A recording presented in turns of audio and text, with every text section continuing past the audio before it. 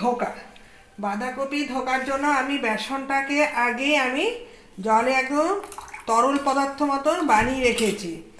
এর মধ্যে একটা ডিম দিচ্ছি। ডিমটাকেও এর ভিতরে আমি নুন টুন এখন দেব না।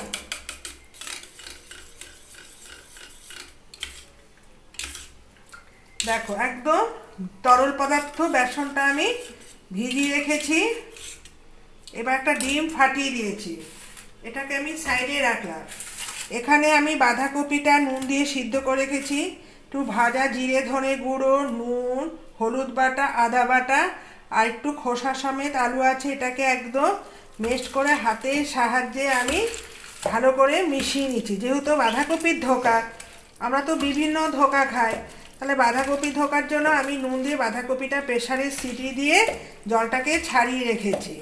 এইবার আমি কড়াইয়ের মধ্যে একটু তেলও দিয়ে দিয়েছি, যেন বাঁধাকপি থেকে কোনো আষ্টে গন্ধ না বেরোয়। অনেকেই বাঁধাকপি খেতে পছন্দ করে না। এই বাঁধাকপিটা আমি কি করছি, তেলের মধ্যে একটু যেটুকু এক্সেস জল আছে সেটা আমি ভালো করে টানিয়ে নেব। একদম হাতে মিহি পেস্টও করা যায় বা একটু গোটা গোটা, আমি বেশি মিহি পেস্ট করছি না, একটু হাতের সাহায্যে দেখো, দেখেই বুঝতে পারছো কিভাবে আমি বাঁধাকপিটাকে একটু করে নিয়েছি। এইবার আমার তেলটা গরম হয়ে গেছে, আমি এর মধ্যে দিয়ে দিলাম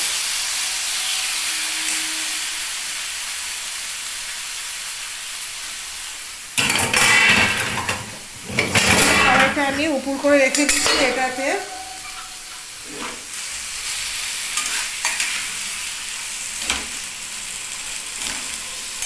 এটার মধ্যে করলে এটাই সুবিধা হয়।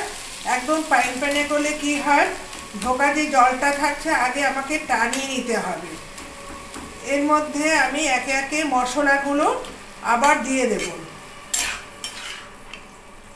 এটা দিয়েছি, গ্যাসটা আবার বাড়িয়ে দিতে হবে যাতে ভেতরে যে জলটা আছে এটাকে আমাকে একটু টানিয়ে নিতে হবে। আর মশলাটা এইভাবে টানিয়ে নিলে কি হচ্ছে, যে কাঁচা গন্ধটা আছে ওটাও চলে যাবে, কিন্তু ছোলার ডালের মুঠাতে লাগে না। কিন্তু বাঁধাকপিটা যেহেতু একটা সবজি, অনেক সময় হয়তো কাঁচা কাঁচা গন্ধও লাগতে পারে, কিন্তু এটা একদম হালকা এসে যখন আমি বেসনটা দেব, যেই জলটা আছে আগে আমাকে টানিয়ে নিতে হবে, না হলে জিনিসটা ভালো লাগবে না। এটা টানতে থাকুক। এর মধ্যে আমি কি কি দিচ্ছি দেখো, এ তো দেখতেই পেয়েছো বেসনটা আমি জলে ভিজিয়ে নিয়েছি। যেহেতু ডিমটা দিয়েছি, এটাকে ভালো করে ফেটিয়ে নিতে হবে। দেখতে হবে এটা কোনো লাশের মতন বেরোচ্ছে কি না। এর মধ্যে আমি হলুদ, চিনি, একটু লঙ্কা গুঁড়ো, একটু নুন, আবার হাফ টুক আমি মিশিয়ে দিচ্ছি। ব্যাস, বেশিটা দিচ্ছি না, যেহেতু ওখানে দেওয়া আছে। আর ধোকাটা যখন লাগবে এর মধ্যে আমি মিশিয়ে দেব। এইবার এইভাবে আমি কি করব, ওপর দিয়ে ছড়িয়ে দেব। এটা মনে হচ্ছে ফুল, দেখো কিভাবে টেনে এসেছে। তাহলে আমার যে কাঁচা গন্ধটা আছে এর মধ্যে চলে যাবে। এবার আমি ছাপাটাকে মাঝখানে নিয়ে চলে এসেছি।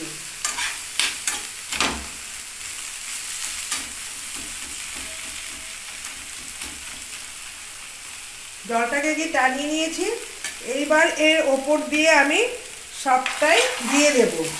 যেহেতু দেখবে টানার পর দেখবে একটা সুন্দর হয়ে যাবে। এইটা আমি এর মধ্যে দিয়ে আমি জলটা দিয়ে দিলাম।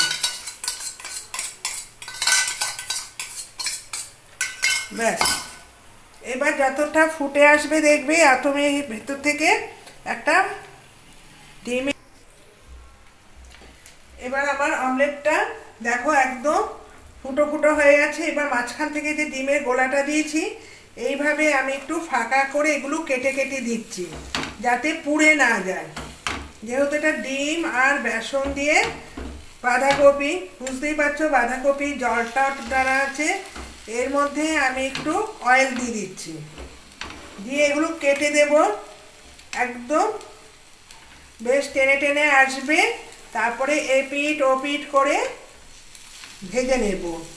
এই রুটির চাটুর মধ্যেই ভাজা হয়ে যাবে, তারপরে আমি দিয়ে দেব। দেখো, এইবার আমি ওপর দিয়ে একটু অয়েল দিয়ে দেব। হয়ে গেছে। এখন এটা তোলা যাবে না, এর মধ্যে আর একটু টানবে। এই যে প্রত্যেকটা লাইনের মধ্যে আমি একটু তেল দিয়ে দিচ্ছি।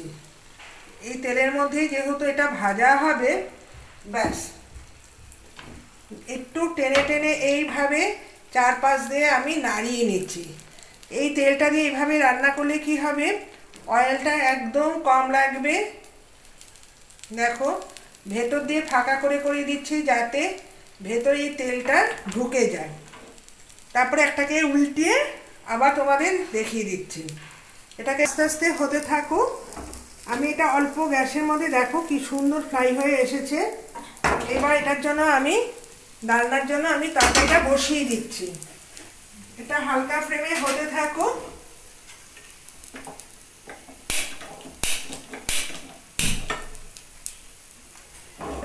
এটা হতে আরো মিনিট 10 টাইম লাগবে। আমি এটাকে এখন চাপা ঢাকা দিয়ে দিচ্ছি। প্রথমে সর্ষের তেলটা দিয়ে দিচ্ছি, অল্প করেই দেব। এর মধ্যে একটু জিরে ফোড়ন,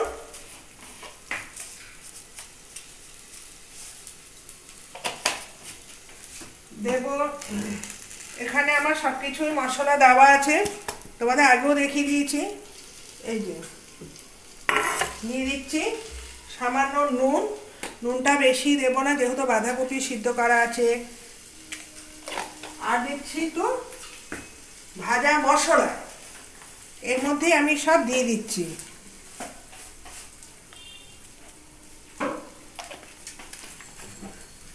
আর দেব টমেটো।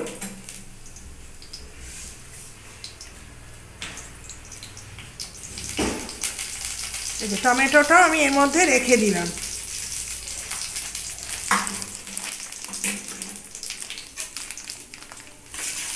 এটা তেলটাকে ভালো করে গরম করে নিতে হবে।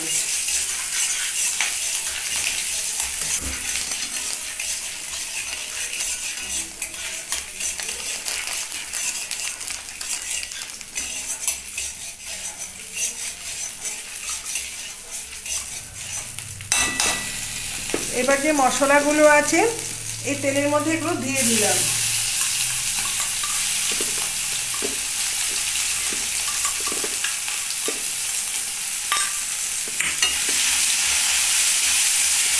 এটা কিন্তু পাতলা একদম জল হবে না, যেহেতু বাঁধাকপি একটু গাঢ় ঘন ঘন হবে। এখানে নুন, হলুদ, ভাজা জিরে গুঁড়ো আর একটু টমেটো দিয়ে ভাজা জিরে গন্ধটা যেন অসাধারণ লাগবে।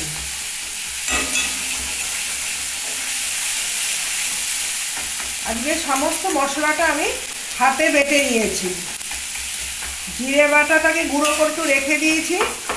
এবার এই মশলাটা থেকে যখন তেল ছড়িয়ে আসবে, আমি এই বাটিটা ধুয়ে দিয়ে দেব। একটু জলটাও দিয়ে দিই, আর বেশি জল দেওয়া যাবে না। জলটা ফুটে আসলে আমি ঢোকার ওপর দিয়ে ছড়িয়ে দেব। যত কষানো হচ্ছে ততই একটা সুন্দর গন্ধ বেরোচ্ছে। চিনি দেবো? হ্যাঁ, চিনি দেওয়া আছে। দেখো, তেলটা যখন ছেড়ে আসবে তখনই বুঝতে পারবো যে ঠিকঠাক পারফেক্ট হয়েছে।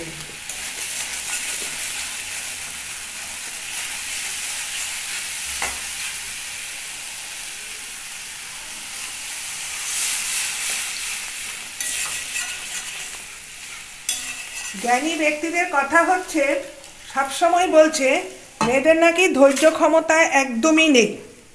যে জ্ঞানী ব্যক্তিটি বলা হচ্ছে তার ঘরে নিশ্চয়ই মা বউ আছে বা বোন আছে। তাদেরকে যদি এই কথাগুলো বলা হয় মেয়েদের ধৈর্য ক্ষমতা আছে না না হয়, একটা নিষ্পাপ মেয়েকে যদি দিনের পর দিন অত্যাচারিত হয়, সেই মেয়েটি যদি একদিন ধৈর্য হারিয়ে ফেলে, তখন অনেক দাদা দিদিরা আছে যারা একটু জ্ঞানী ব্যক্তি কিন্তু নিজের দিকটা তাকায় না, অন্যের দিকে তাকানোর জন্য মানুষ এত ব্যতিব্যস্ত হয়ে পড়ে, বলার আর কিছু নেই। এই দেখো আমার ধোকার কালারটা দেখেছো? এর ওপর দিয়ে মশলাটা ছড়িয়ে দেব, আর এটা কোনো আলাদা করে ভাজা কোনো দরকার নেই। এই দেখো তুলে তুলে রেখে দিচ্ছি। একটু নরম হয়েছে ঠিকই, পরে এটা কাই করে দেবো, দেখেছো? ব্যাস, এবার গ্যাসটা আমি কমিয়ে দিলাম। আমার রান্নাটা হয়ে গেছে। জ্ঞানী ব্যক্তিদের কথা শুনলে মাথাটা ধরে যায়। এদের যদি মা বোনদের বা তাদের বাড়ির পরিবারের যদি এরকম হয়, তখন দেখা যাবে। যার বাড়িতে হচ্ছে, এখন মেয়েদেরকে একটাই বলা হচ্ছে, সমাজে কে কি বললো, আত্মীয় স্বজন বন্ধু বান্ধব কে কি বললো, তাদের দিকে না তাকিয়ে নিজের ফোকাস নিজের দিকে তাকাও। একদিন বিপদে পড়লে কেউ তোমার খাওয়াবে না, পড়াবে না। শুধু শুধু ওই মূর্খ আর যেগুলো কিছু বোঝে না তাদের জ্ঞান শুনে কোনো লাভ নেই। নিজের দিকে তাকাও। জীবনে এসেছো একা, যাবেও একা। আর বিপদে যখন পড়া হয় তখন জ্ঞানী বলো যাই বলো, তখন তাদের জানা যায়। তাদেরকে চিনেও তোমার কোনো লাভ নেই। নিজে বেভাস ওই মূর্খ লোকের পিছনে পয়সা না ঢেলে নিজের দিকে রাখো, ভবিষ্যৎ তোমারই কাজে লাগবে। সঙ্গে থেকো।